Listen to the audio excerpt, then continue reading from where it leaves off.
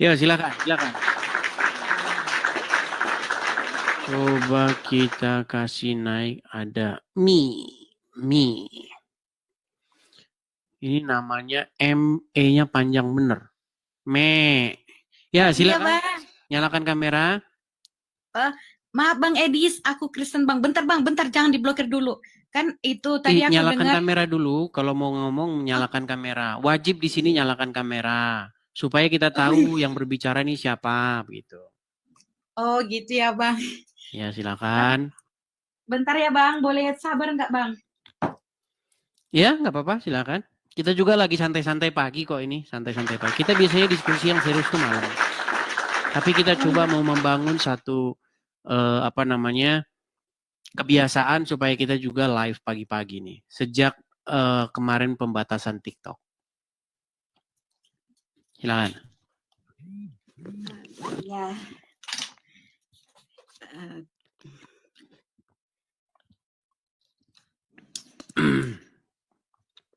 Mei Kristen atau bagaimana? Kristen ya? Tadi udah bilang ya. Kristen, iya bang. Oke. Kristen bang, maaf Ya, ya apa bang. yang mau disampaikan? Ingin menyampaikan apa, Mi? Salam. Shalom juga. Ingin menyampaikan apa ini? Kita Aku, beda ya kulit kita ya. Di sini kopi, di sana susu ya. aku di Jepang bang. Oh, di Jepang. Oh, apa kabar Jepang?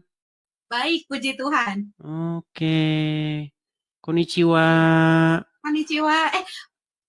Mama dah. Ohayo gozaimasu. Oh iya iya, ngerti bahasa Jepang. Saya ngertinya cuma konnichiwa doang. Ya, gimana gimana? Iya. Namaiwa Edis TV. Yoroshiku onegaishimasu. Oke, ya ya ya ya. Padahal saya nggak ngerti apa.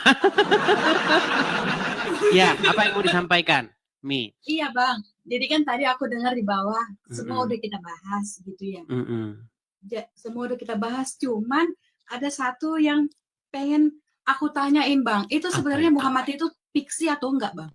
Iya, Ini mengenai bener-bener ada enggak sih baik, dia itu? baik. Ini pertanyaan yang bagus dan ini pertanyaan yang sudah dibahas panjang lebar oleh para apa namanya pemikir atau para pengkaji agama Islam. Apakah Muhammad itu sebagai sosok yang fiksi? Nah, ada satu orang yang benar-benar mengkaji ini secara mendalam dan secara tuntas. Namanya itu Robert Spencer. Dia menulis sebuah buku yang berjudul Did Muhammad Exist? Apakah Muhammad itu benar-benar ada, benar-benar nyata tokoh Muhammad itu? Nah, kesimpulan dari buku itu, saya juga sudah pernah baca bukunya. Kesimpulan dari buku itu adalah Muhammad itu memang pernah ada, tetapi sosok Muhammad yang dikenal oleh umat muslim sekarang ini itu lebih merupakan sosok Muhammad yang legenda ketimbang sosok Muhammad yang historis. Begitu. Jadi sosok Muhammad tuh emang bener ada, ya. Tapi yang diberitakan oleh umat muslim sekarang itu bukan Muhammad yang historis, tetapi Muhammad yang legenda dia. Dia ceritanya udah ditambah-tambahin. Begitu. Oke, oke bang. Aku mau nanya. Jadi Mm-mm. misalnya gini. Misalnya Tuhan Yesus dia dilahirkan di Bethlehem. Bisa Betul. aja kan seharusnya ditambah-tambah juga. Nah, bagaimana dengan si Muhammad ini? Dia kan orang Arab Saudi tuh. Bagaimana mungkin orang Arab Saudi juga menambah-nambahkan dan seluruh dan menipu gitu kan sampai ke Baik. negara Ini luar juga. pertanyaan bagus. Ini memang pintar-pintar nih kalau dari Jepang. Gini ya. Jadi kita harus berkaca dulu kepada kekristenan kita nih. Ya. Pada abad-abad awal-awal kekristenan itu muncul, di dalam kekristenan itu banyak cerita-cerita fiksi tentang Yesus. Makanya ada Injil-Injil apokrif, ada Injil-Injil yang menambah-nambahi cerita tentang Yesus. Nah, itu semua oleh bapak-bapak gereja, oleh gereja-gereja awal mula-mula, mereka punya tiga kriteria begitu untuk menyaring mana-mana yang merupakan yang otentik diterima dan tidak. Nah, kriterianya itu pertama, Injilnya itu harus ortodoks. Beritanya itu harus ortodoks. Kemudian dia harus ya, atau menyeluruh gitu ya, diterima oleh gereja, banyak-banyak gereja. Dan yang ketiga itu harus apostolik. Begitu. Jadi seperti contoh misalnya Injil masa kanak-kanak Yesus. Nah, di situ diceritakan bagaimana Yesus dia membuat burung dari tanah liat begitu kan. Kemudian diperintahkan burung itu terbang begitu. Itu ada di Injil masa kanak-kanak Yesus namanya. Nah, kemudian juga banyak Injil-Injil, makanya kita sebut sebagai Injil apokrif atau Injil-Injil palsu yang itu sebenarnya hanya dongeng-dongeng tentang Yesus begitu. Nah, mengenai pertanyaan apakah sosok Muhammad ini tokoh yang benar-benar yang diberitakan oleh umat Islam ya. Saya percaya Muhammad itu pernah ada, tapi tidak seperti yang diberitakan oleh orang Islam. Nah, buku yang mencatat tentang sosok Muhammad atau biografi Muhammad, buku yang paling bisa kita capai itu adalah Sirah Nabawiyah. Nah, buku itu dikarang oleh Ibnu Ishaq dan Ibnu Hisham. Tapi menariknya, Ibnu Ishaq maupun Ibnu Hisham itu tidak pernah ketemu dengan Muhammad dan dia tidak hidup dengan sejaman dengan Muhammad. Begitu. Di mana diceritakan Muhammad itu ketika lahir nanti menerangi seluruh jazirah Arab begitu. Itu berita-berita yang tentu saja ya sebagai para cendekiawan itu meyakini itu tidak benar begitu. Kemudian dadanya dibelah. Jadi dada Muhammad itu dibelah. Menurut riwayat Islam, dibelah, kemudian diambil itunya, hatinya itu. Kemudian hatinya itu katanya dicuci. Dicuci pakai air zam-zam, begitu. Nah, tentu saja ini hanya dipercaya oleh orang-orang Islam yang memang nggak berpendidikan. Begitu. Tetapi para cendekiawan itu memang menganggap itu berita-berita yang sebenarnya tidak historis, begitu. Nah, ini memang menjadi, saya sudah melakukan diskusi ya dengan orang-orang Islam yang akademis begitu, orang-orang Islam yang sekolah begitu. Mereka tidak percaya itu sebagai sosok Muhammad yang historis begitu.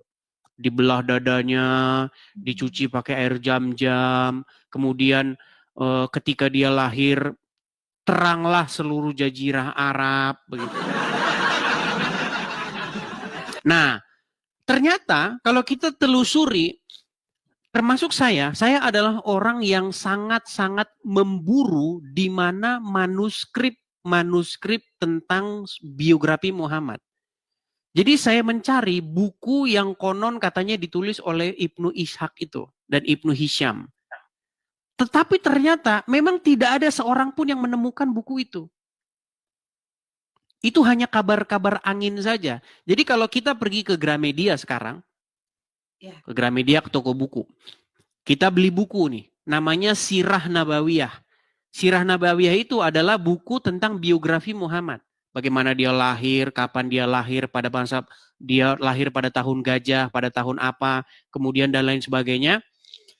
Buku itu memang mengutip atau membawa-bawa disadur atau diambil berdasarkan sirah Ibnu Ishaq. Tetapi buku Ibnu Ishaq itu, manuskrip dari buku itu tidak pernah ada dan tidak pernah ditemukan sampai sekarang. Ya ampun. Berarti dalam kata lain, mereka mempercayai hal yang tidak ada. Secara akademis, ya, secara penelitian atau kajian ilmiah, saya percaya bahwa buku Sirah Ibnu Ishaq itu baru muncul di abad 19. Ya. Jadi saya nggak tahu itu dirujuk dari mana. Saya kasih contoh ya, kalau kita beli Bible, kita pergi ke Gramedia, kita beli Bible kita.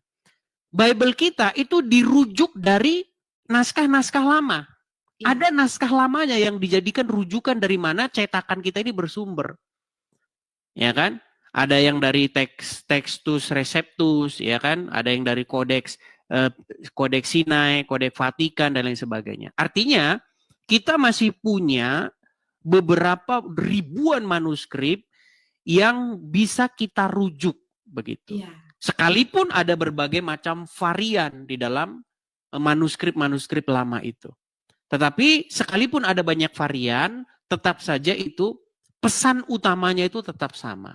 Yaitu bagaimana Yesus disalibkan pada masa pemerintahan Pontius Pilatus, wafat kemudian bangkit pada hari yang ketiga. Gitu. Ada juga hal-hal yang berbeda begitu di dalam manuskrip-manuskrip kekristenan, tapi itu tidak esensial. Begitu. Apakah belajar ada studi atau kajian agama Islam di Jepang atau bagaimana? Bukan. Jadi aku ada temen namanya Rizka nih di sebelah aku. Rizka. Yeah. Jadi kebetulan kan dia Islam. Nah, dia setiap jam 4 pagi dia tuh sholat. Aku bilang, kamu ngapain sholat untuk orang mati? Aku bilang gitu. Udah cari Yesus, aku bilang gitu kan. Yesus itu Tuhan yang hidup, aku bilang. Ntar kapan-kapan kamu mau nggak ngomong nih sama Bang Edis. Nah, kemarin itu kan Bang ada itu tanya jawab seputar iman gitu ya.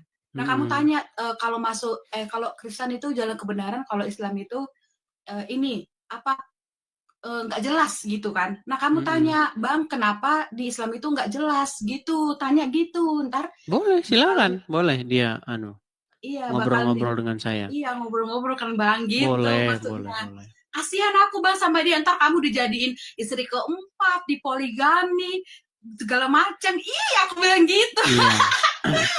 itu sebenarnya menjadi satu perdebatan di kalangan internal Islam sendiri begitu. Bagaimana banyak orang-orang Islam itu yang meragukan hadis-hadis itu. Karena banyak orang Islam yang meyakini bahwa itu adalah sebuah konspirasi para ulama dengan membawa-bawa nama Muhammad begitu. Iya. Seperti itu. Makanya kalau kita belajar sejarah agama Islam itu memang kita banyak menemukan hal-hal yang jauh berbeda dari yang diceritakan oleh orang-orang Islam. Iya Bang. Begitu. Makasih ya Bang. Sama-sama. Iya. Oke. Aku bisa Bang ngomong Bang. Apa itu? Silakan. Iya. Aku mau ngomong nih sama perempuan-perempuan. Ini ada 2.000 lebih yang nonton. Nih aku sebagai perempuan, kalian juga perempuan. Dengerin aku baik-baik. Kalau kalian itu diperlakukan gak adil, contohnya nih ya, kalian itu bisa menikah kalian itu bukan. Misalnya si laki-laki ini bisa menikah sampai 4 kali, tapi ceweknya nggak bisa.